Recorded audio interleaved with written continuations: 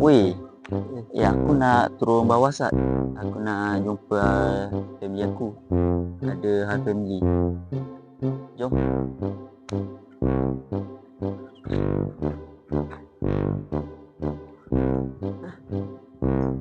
Jom. Jom di mana? Aku ikut je kan. Jahat pula aku ni. Ikut je lah. Alhamdulillah, sihat Bu. Cik sihat.